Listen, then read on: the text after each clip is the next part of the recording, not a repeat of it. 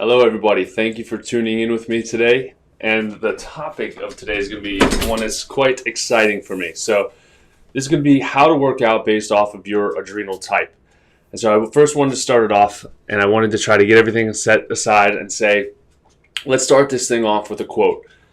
Start where you are, use what you have, and do what you can. Now, that's a quote from Arthur Ashe. And I feel like anytime we talk about working out or we talk about health, we get this paralysis by analysis. And what that means is we're constantly trying to grab as much information as humanly possible, but we don't really do anything with it. We always think that we need the next best thing. So what I'm going to do today is kind of break this down for you to make this as easy as possible so that way you can follow along, apply this into your life today if you want to, and then be interested to learn even more. So before we really get started, for those of you who don't know me, I am Dr. Jacques Moser here at Structured Chiropractic. I have a large telemedicine practice, not just in the States, but we're actually looking to go international as well, which is pretty exciting for us. And one of the things that we've really been honing in on is stress. And so that's why I'm bringing this whole month to you, starting, because it's August 1st, starting this month, I'm going to teach you as much as I can about this. Now, before we get started, I want you, if you can, just in the comment box, write where you're watching from, write your city, and since I'm a family guy, tell me your favorite place to take your family. Go ahead and write it in the comment box real quick. All right, so getting started here, I mean, we have people from all over the place. I know that already. But before we get started, I really want to find out, not just what your goals are for today, but what your workout goals are. So as we go through this, I want to make sure that we're engaging. You can put things in the comment box and feel free to direct message me after we're all said and done today. And I want you guys to be able to learn from my 20 plus years in the industry. For those of you who know me, I have an avid career in bodybuilding. I did a couple of men's physique shows as well. And I've been able to gather these tips and tricks along the way. And that's what I'm going to be able to share with you guys today. So now let me ask you a question just to start off. If I could give you a way to implement these strategies into your life, would that be something that you're interested in? I hope so. Because at the end of this live, I'm going to give you an opportunity and a little bit of direction as to where you can go to be able to figure out what your actual adrenal type is so you can figure out how to put this into play. All right? We could always guess if we want to, but I'm a concrete evidence guy, so I'd love to see what's out there. So now let me ask you a question. Do we live in a healthy or a sick society? We're sick. I mean, we're sicker than ever. We're worried about COVID right now, but in regards to working out and weightlifting, here's the thing, guys. I was blown away. I was absolutely blown away, and to be honest, a little bit embarrassed by the stat. Over 70 million adults, over 70 million adults are obese, right? And over 99 million people in the United States are overweight. That's a problem, right? And I'm not trying to tell you to be real skinny or be this little itty bitty supermodel type build. I'm saying that if you have excess weight on you, it's not a healthy place for you to be. And I want to be able to steer you guys away from that. Whether you are obese, whether you are overweight, whether you are already working out, or maybe you just have never worked out before in your life, you're a little stressed out maybe, and you're like, what do I do? How do I go about this so that way I don't hurt myself? And that's what we're going to get into today. So why do you think that we live in a sick society nowadays? Why do you think that is? You can write it in the comment box if you want to. All right, so I found 3 reasons whenever it comes to working out as to why we're sick. Okay, the first one is, listen, we have toxic spines. As a chiropractor, you knew that was going to be my first one. We don't take care of our spines. All right, we only have one spine, but we can replace all this right here. And every day we brush our teeth, but how often are we getting adjusted if you're not in the practice? Come on, guys. Number 2, okay, is going to be your toxic chemicals. So toxic chemicals is what you're putting into your body. And the other one is going to be your toxic lifestyle. So talking about nutrition, but also talking about being more sedentary. And that last one, that sedentary one, is what we're going to be able to talk about today. Now, up to this point, when we're talking about working out, we usually have 3 different ways that we're told to work out, or 3 different categories from my personal experience. Number 1 is the people who are going to tell you need high intensity workout. You need to jump in CrossFit. You need to get after it. Go, go, go. All right? That's the first type. Second type is the meathead type. That's my people. All right? Bodybuilders. I love it. All right, so we have those bodybuilding movements, and we have our typical, aerobic exercise, low intensity cardio, just walking on the treadmill, the peaceful stuff. It's always nice. And we have our third group of people, and those are your yogis. All right, you're calm, relaxed, they're constantly stretching and staying in tune with their bodies. Those are the three categories that I typically see. Of those three categories, guys, which one of those do you think is the best form of exercise? I want you to write it down in the comment box. I'm watching you guys here. All right, which three? CrossFit, bodybuilding, or yoga? What's best? So what if I told you all three of them are perfectly fine for the right adrenal type? So what the heck am I talking about with adrenal types, right? So I've been kind of having this hook this entire time. I threw it out there and see if anybody's paying attention. But when we're talking about adrenal types, right, we have three different phases. Okay, we have adrenal fatigue is what people typically think about, but we have different phases of actual adrenal exhaustion when your HPA axis is not working properly and it's not helping you to be able to combat stress the way that it's supposed to. So let's talk about what happens when we're stressed. Let's get a little bit nerdy here for a little bit, and pardon my nerdiness, but for those of you who have ever watched me, I love this stuff. This stuff excites me. I'm going to grab my little Sharpies here too. All right. So, we got a little bit of the glare on the board, but I'll be able to write through that. So, here's what we got. So, we have our initial stress. We have our initial fight or flight response. This is like if you put somebody on a football field, or if you put them in a stressful situation, or if you put them in front of a moving bus, what's going to happen? They go into fight or flight. What does that actually physically mean? That means all of the blood that you have is getting channeled from your inside organs to your outside organs in the most layman's of terms. So we're going to send function to our eyesight, our fast twitch muscle fibers, because we have to make movements in a quick, like snapshot second, so that way we can save our life. That's when we have that initial surge right off the bat. And so there's two hormones that we're going to talk about when we have those surges. If you guys know what those surges are and what those two hormones are that I'm going to be talking about, go ahead and put them in the comment box. I see Cynthia's on there, Nyla's on there, Heather's on there. Doreen's on there too. Awesome. So keep it up here. So name the two hormones, trying to do it with awkward fingers, two hormones that are going to spike when we have that initial stress surge. I'll write them over here. Okay. Pardon my doctor handwriting here. Okay. Cortisol. There you go. Cynthia knows this. Of course. Cynthia, if you didn't know this, I'd be upset. So cortisol and DHEA. So when we're initially stressed out, what's going to happen? So cortisol is going to shoot up. DHEA is going to shoot up. Normal response. And then what happens later is what's going to happen is DHEA, okay, is going to go back down, and then cortisol goes back down. Okay. Now I'm leaving these lines up there a little bit on purpose, and the reason I'm doing that is so that way you can see a graphical representation of what your adrenal glands would typically do. Now, this would bring you down to that normal range, okay, all the way back down to where you came from, all right? But we're going to build this out. I'm going to get this glare off the screen so you can see a little bit better here as well. Bye-bye, light, okay? Good. Hopefully y'all can still see me. You can still see me clearly. All right, so cortisol and DHEA, boom, we have that in there. Initial surge. Now, when we have a phase one, okay, phase one problem, okay, phase one is your cortisol junkies. It's where you're stressed out of your mind, your hair is falling out. It's that picture that you think when you think, hey, this person's stressed out. You may have somebody in mind. It might be a coworker. Heaven forbid it's you, but you may have that stress that boom, shoots them up, and then they're constantly in that stressed state.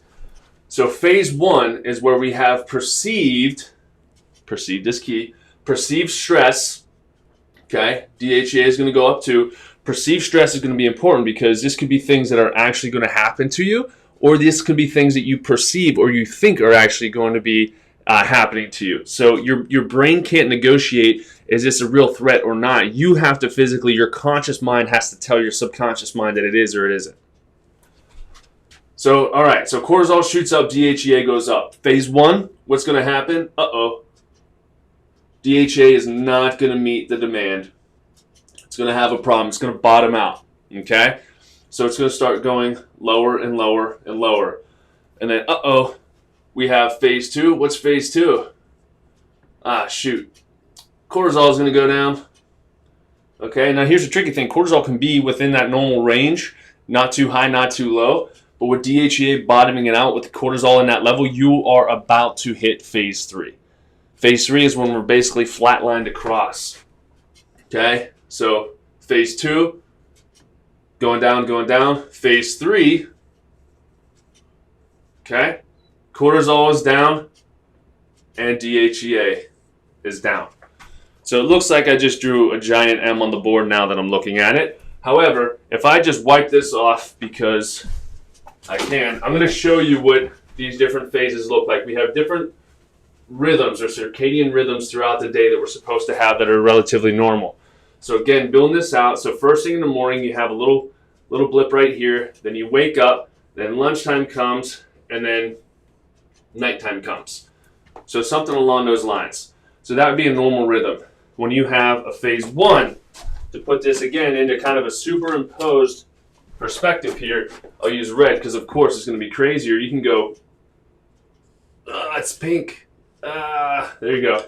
Super sky high and crazy at the end of the day.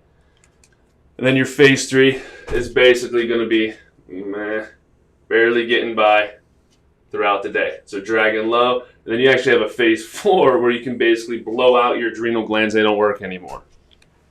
All right, so now that we have the nerdy stuff out of the way, I'm going to take this board down, all right, get a good glimpse of it. You'll see it when you test yourself. Okay, now I'm going to turn my light back around to let us see my bright red shirt as Heather so kindly pointed out. And here I am again. So we have our 3 different types of adrenal exhaustion that we can have. So, and there are different types of exercise that fits into each one of those models. So let's talk about a phase 1. Phase 1, you're stressed out of your mind. What's that actually physically doing to your body? What that's actually physically doing is it's going to break you down. I'm going to stop there. You are going to go catabolic. Your body is going to start breaking itself down.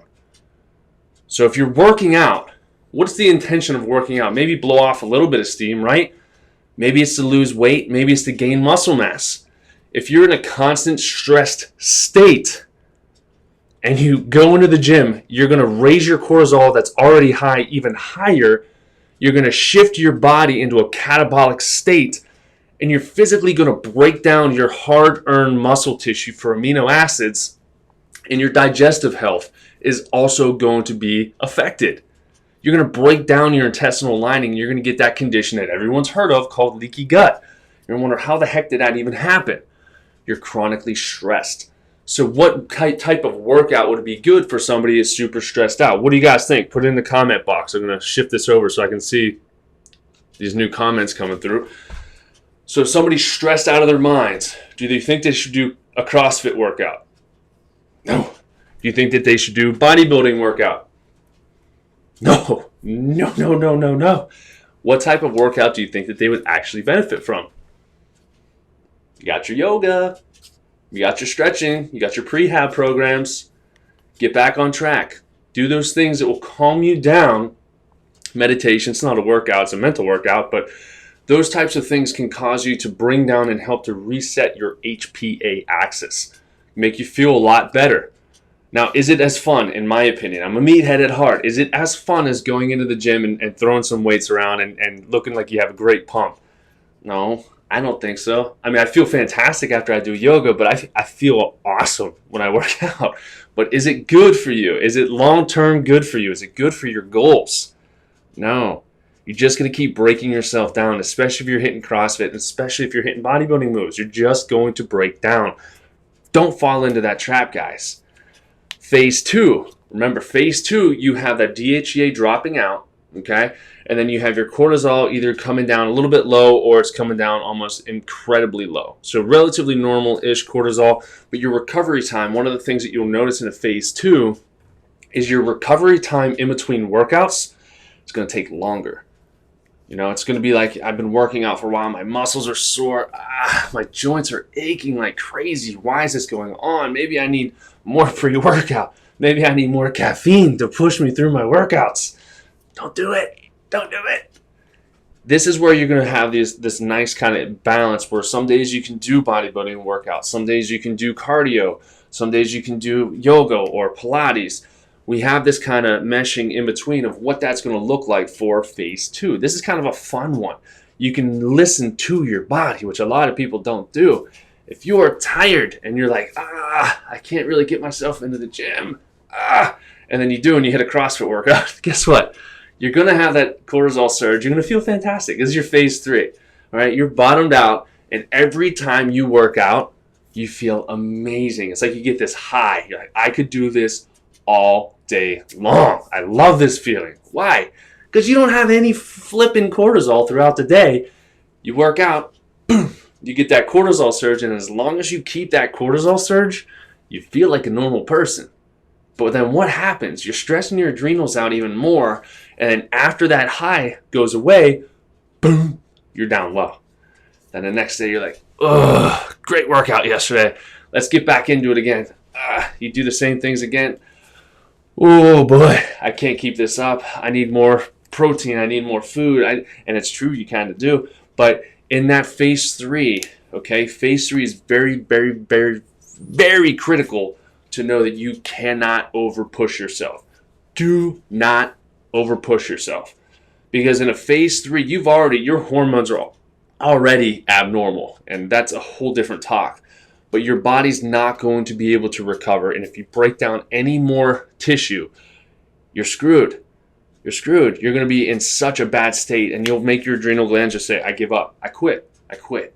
Okay? And there's different diseases associated with that when your glands just don't work anymore, and you really want to make sure you're paying attention to these things.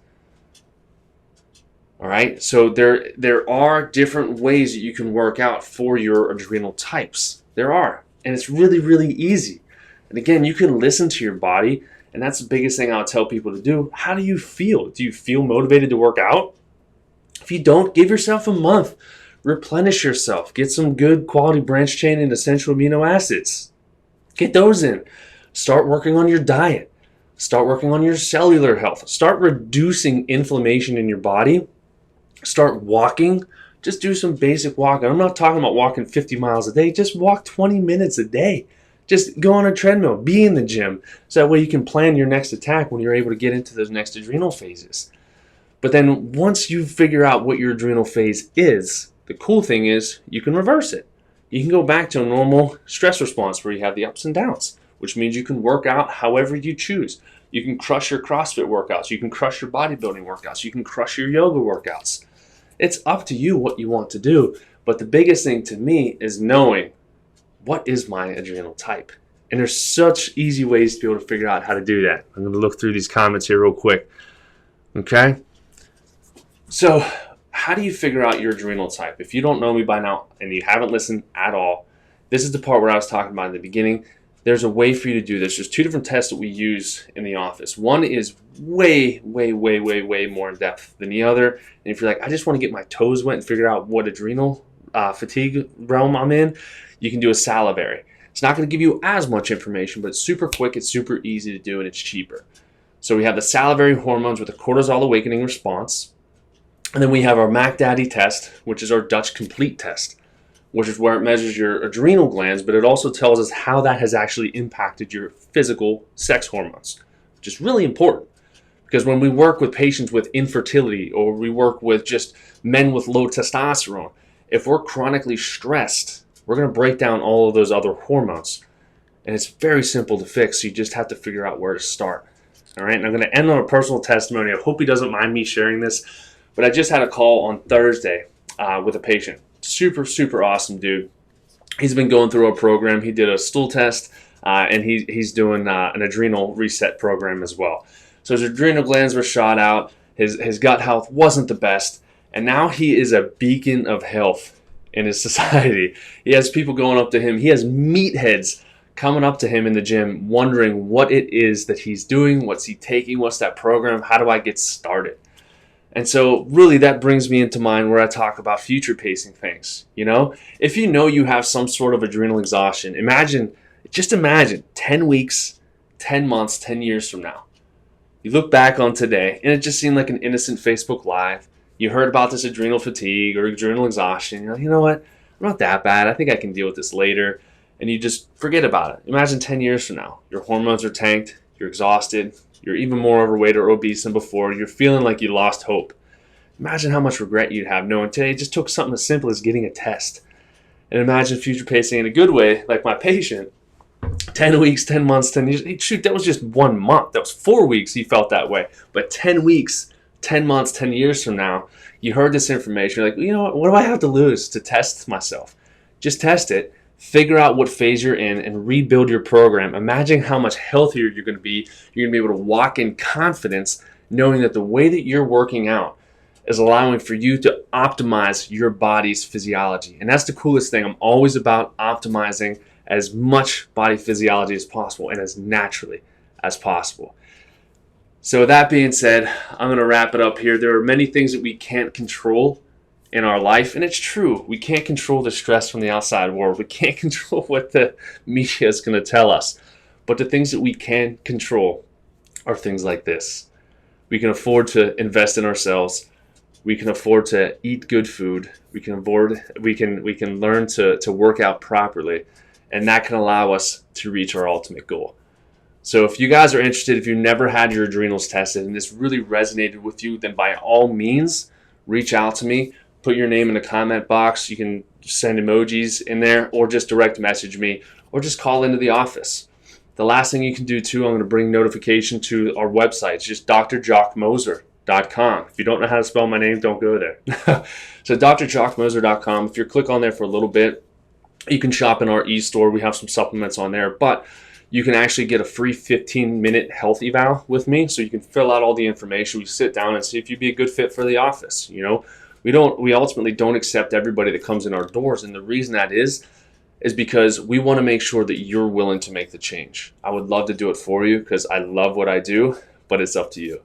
So think about that, guys. Have an awesome weekend. I'm going to get going. I have my son's birthday to get ready for, but thank you for tuning in, and share this video with as many people as you can, and look for me on Saturday mornings at 9 o'clock, and we're going to call this Limitless Healing with Dr. Jock. So take care. Have a blessed weekend, guys.